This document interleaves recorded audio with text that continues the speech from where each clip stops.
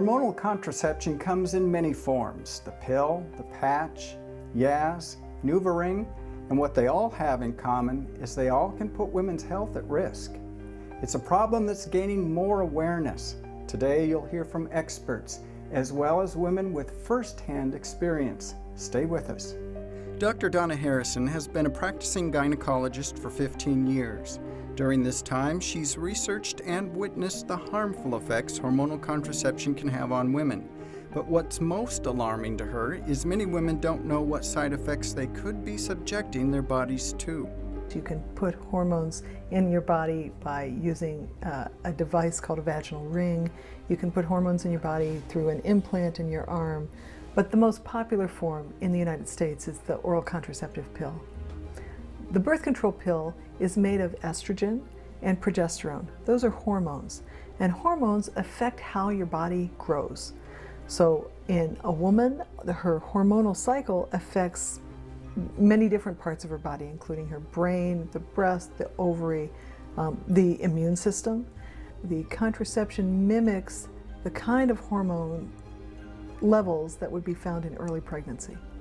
Because it makes your body think that you might be pregnant, then the idea was that that would cause the ovaries to stop releasing eggs.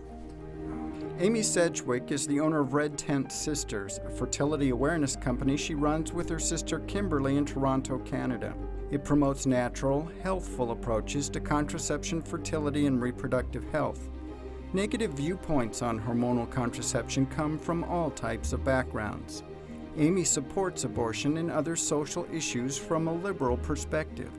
After experiencing firsthand the side effects of the pill, Amy began to research the health issues associated with hormonal birth control, and what she discovered greatly concerned her. I would say, some of the key areas in terms of the research are certainly the stroke risk is greatly increased. I believe it's about 8-fold increase for women who are on the pill. Another one is mood disorders, which are huge among pill users, and probably one of the key reasons why women come to me and ask me about natural methods is because they report that the pill is literally making them crazy. So that's a common experience. Another concern is certainly around the long-term fertility issues. So by suppressing a woman's natural reproductive cycle, when a woman comes off the pill, it can take many months, and in some cases I've seen years, for women to return to their body actually knowing how to have a normal cycle and how to ovulate on their own. And so because of that, I am seeing a lot of repercussions from a fertility perspective. And then certainly the connection with cancer. And for me, that really hits home because my mother was diagnosed with breast cancer about 6 years ago, basically right when my daughter was born and when I was having these issues. So, the connection with breast cancer risk is another big concern of mine. There have been several studies, very interesting studies, that show that teenagers who take the birth control pill have an increased risk of breast cancer.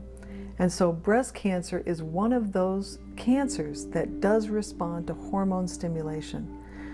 The other interesting thing that we know is that women who take estrogen, the same chemical that's in the birth control pill, after menopause have an increased risk in breast cancer. So there is a definite association between taking the hormone estrogen and breast cancer later. And as the cervical cancer link, is there one of those two? When a girl or a woman takes the birth control pill, the estrogen causes a certain place in the cervix to grow, and that place is called the transformation zone. Those cells that are in the transformation zone of the cervix are part of the target cells for a particular virus that we know causes cervical cancer, and that virus is human papillomavirus. The birth control pill doesn't cause cancer per se, it's the human papillomavirus that causes cancer. But when the birth control pill causes changes, it makes a woman more susceptible to being infected by the human papillomavirus. In a moment, we'll hear from two women who've experienced the ramifications hormonal contraception can have on a woman's body and her marriage.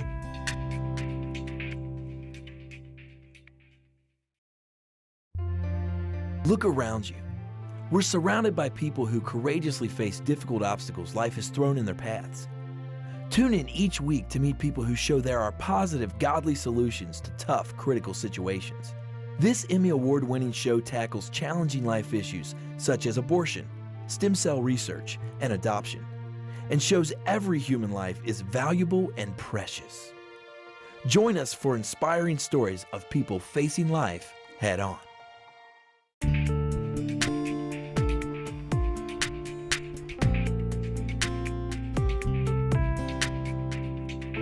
Ryan and Michelle Samuelsen have been married for 2 years. Before the wedding, Michelle began researching forms of hormonal contraception. She and Ryan didn't want something that caused early abortions or dispersed too many hormones into her body, so they decided to use NuvaRing. But within a few months, Michelle began to experience emotional and physical side effects that not only affected her health, but also began to take a toll on their new marriage. I was looking for something that had the lowest amount of hormones in it, just because I know there are side effects to it. And so before we got married, I went to my doctor and was trying to find something that didn't have was known to be kind of convenient, because I tend to forget about pills. And she suggested NuvaRing, and I took it, and it was actually pretty good for the first few months. I didn't really notice any side effects. It was really convenient. It was great. But then as we started going on in our marriage, after a few months, about a year, I started noticing I was really fatigued all the time. I got a systemic yeast infection. I was on medications for that. Medications didn't work. I ended up having to go on a special diet. I had to completely alter how I ate to get rid of it. And of course, along with the yeast infection comes a lot of fatigue, a lot of emotional issues, which made it hard for us to communicate. I think it made it hard for him as well, trying to figure me out, because I wasn't, and I kept telling him, like, this isn't who I am, I promise this isn't who I am. And I had a lot of fogginess in my thinking, a decrease in desire, I think, just even in our own marriage and in our intimacy and interaction. There was a decrease in desire for me, which concerned me as well as a new bride, which I think is really important for women to know that. And I've had several other friends say the exact same thing, that as soon as they got off, that they had their intimacy and their lives with their husbands was a lot better. So I think at a point we just came to a point where it's not worth it to be fighting this all the time. The point of birth control is to make your life convenient, right? That's why you do it. And it wasn't. It was changing who I was. Seth and Rachel Heiser were high school sweethearts who've been married for 9 years. They didn't want to have children right away, so they chose to use hormonal contraception. Rachel's doctor recommended the birth control pill, but didn't inform them of any of the potential side effects. Rachel quickly began experiencing symptoms that were unusual, and her doctor didn't seem to have any solutions.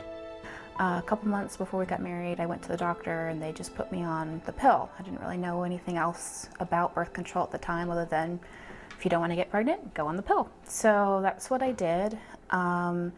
And I actually started gaining weight pretty quickly, and I ended up gaining 30 pounds in a year, which was pretty distressing, as a woman, a newly married woman especially, and I just started having a lot of odd side effects.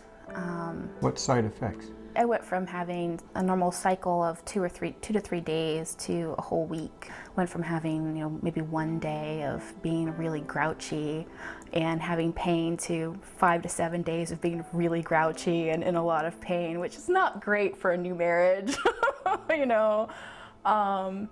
and wild mood swings. Like, I felt almost bipolar sometimes. It was really odd.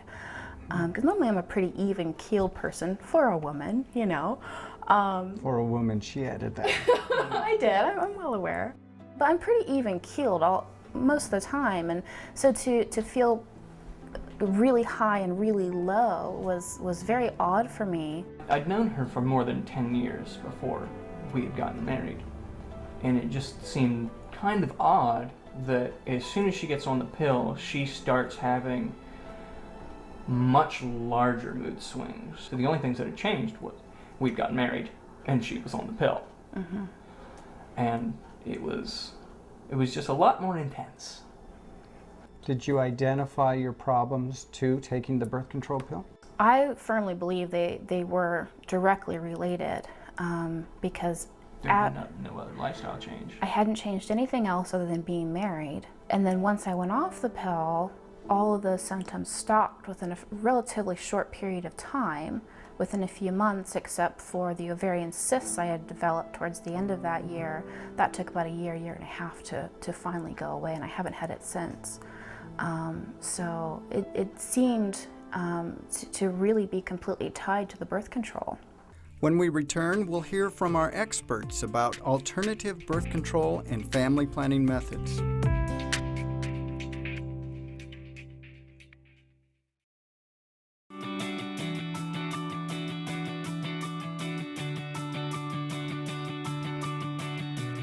Whether you're a student needing answers, a parent needing help, or a concerned citizen wanting to make a difference, Life Issues Institute has the resources you need to put your values into action. Life Issues Institute is an international educational organization committed to protecting innocent human life. Life Issues Institute knows what it takes. That's why millions throughout the world turn here for help. Life Issues Institute has authored more pro-life publications than any other entity in the world, and its materials are printed in over 30 languages. Radio broadcasts, newsletters, and a website filled to the brim with the answers you're looking for are just a click away. Go to facinglife.tv and click on the link to Life Issues Institute to find out more about how you can change the heart of a nation.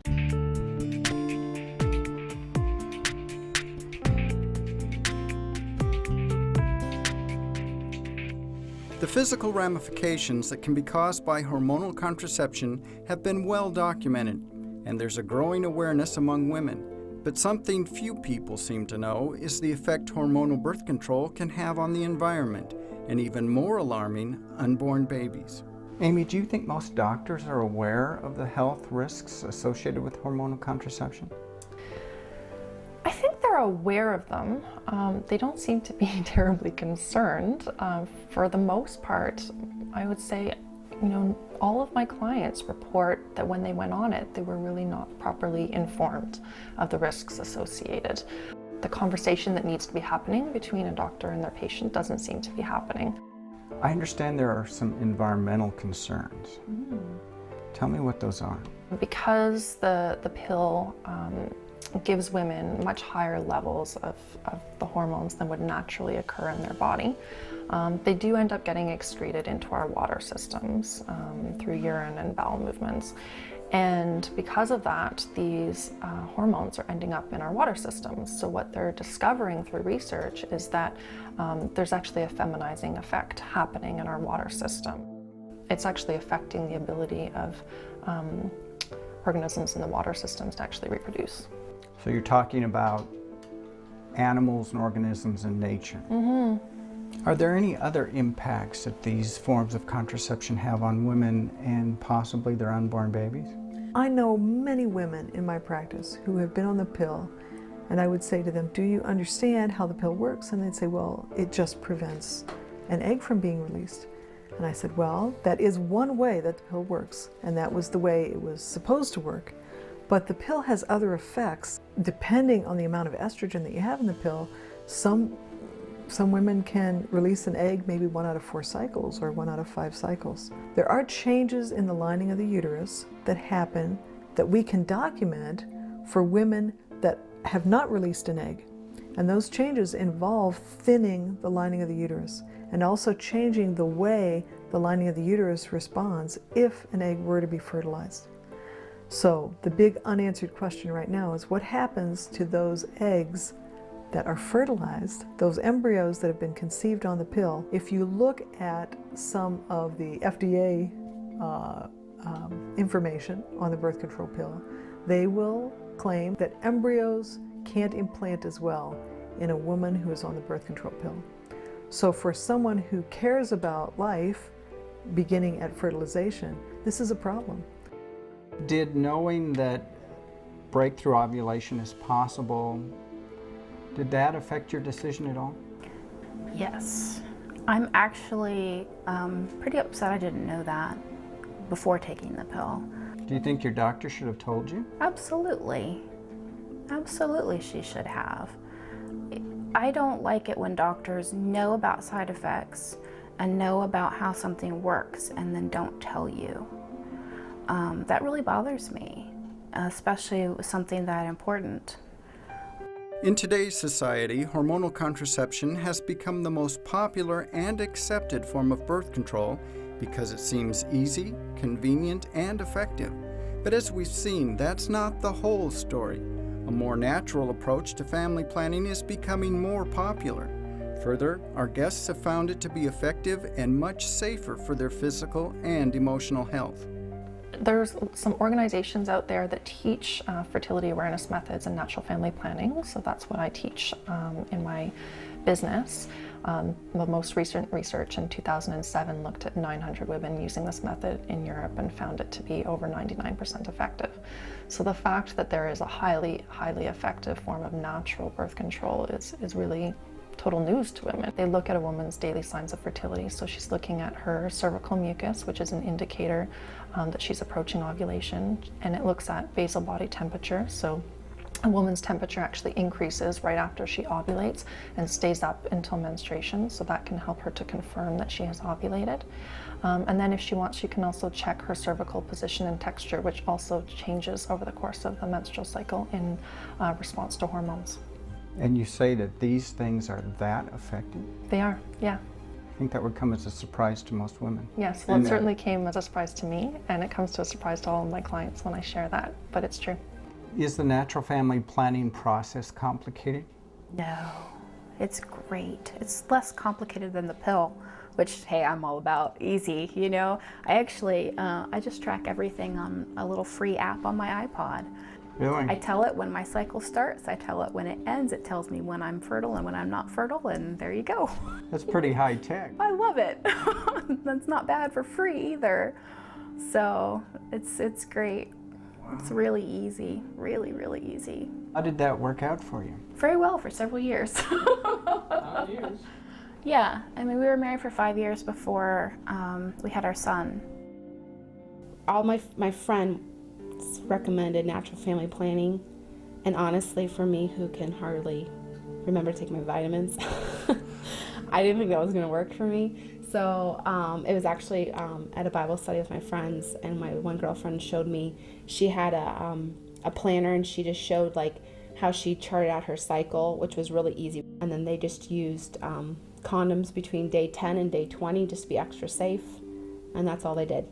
They didn't do temperature or nothing like that. And I mean, you run a risk in anything you do, but hopefully if you're married, you're somewhat aware that that's a possibility. That's what we have done, and we've been very happy with it. There's an excitement that's back, and there's a giddiness and definitely a high emotional state that's back that wasn't there when we were first married. And then for me as a man, just being able to take on some of the responsibility for birth control was something that that made me feel good.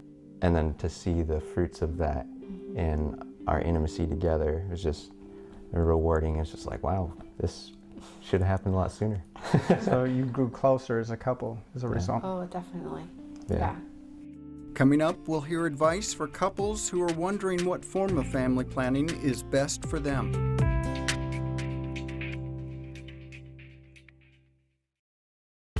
Look around you. Every day, heroes abound in our country. We're surrounded by people who courageously face difficult obstacles life has thrown in their paths. Tune in each week to meet people who show there are positive, godly solutions to tough, critical situations. We'll tackle challenging life issues such as abortion, stem cell research, adoption, and abstinence, and show that every human life is valuable and precious. Join us for inspiring stories of people facing life head-on.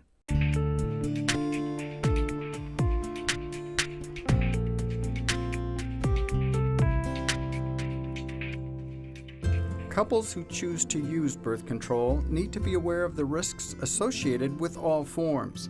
When selecting a method, they should gather information from various sources, not just their family physician. Information about the side effects of hormonal contraception is out there, but women may not become aware of it until it's too late.